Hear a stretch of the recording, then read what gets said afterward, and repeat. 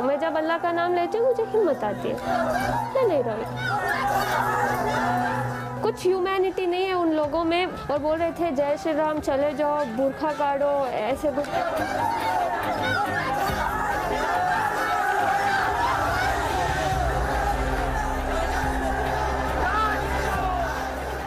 जो हो रहा था कॉलेज के पास, तो आपको पता था कि वहाँ बहुत भीड़? नहीं, मुझे कुछ नहीं पता था। मैं एज यूजुअल जैसे कॉलेज को जाती हूँ मैं वैसे ही गई। वहाँ मुझे बाहर से अटैक कर, मतलब ऐसे ग्रुप बना के खड़े थे कि तू कॉलेज बुरखे के साथ कॉलेज के अंदर नहीं जाएगी, अगर तुझे कॉलेज जाना है तो बुरखा और जो हिजाब है वो काट के तू अंदर जा, या तो तुझे बुरखे में रहना है तो तू वापस घर चली जा। तो मैं अंदर आ गई। फिर मैंने सोचा कि मैं चुप चले जाऊंगी, लेकिन वहाँ इतने स्लोगन सुलझा रहे थे सब, बुरखा काट और जय श्री राम ऐसे कुछ बोल रहे थे।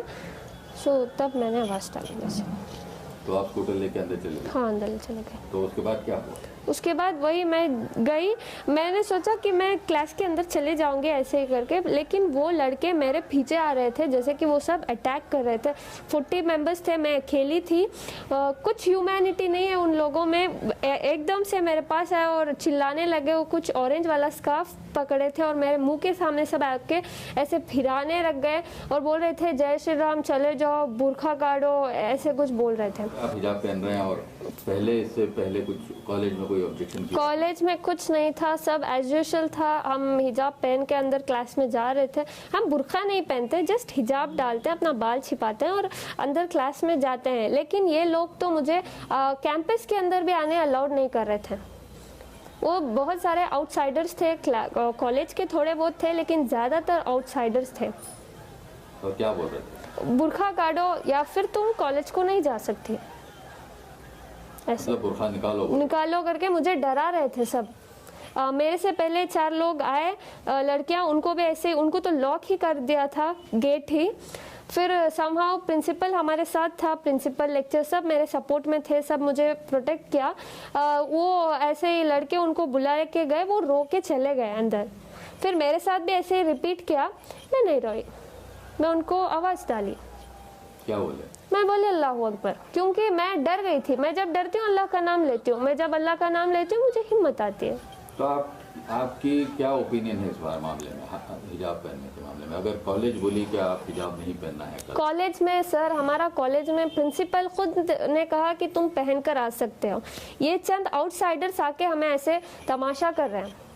प्रिंसिपल ने खुद कहा कि तुम जैसे आते थे एज यूजुअल तुम वैसे ही आओ, कोई दिक्कत नहीं है। ये लोग आके ऐसे कर रहे हैं। तो आपको क्या लगता है, हिजाब पहनना चाहिए? हाँ, पहनना चाहिए। तो अगर उस पर ऑब्जेक्शन रहा तो आपकी क्या ओपिनियन है?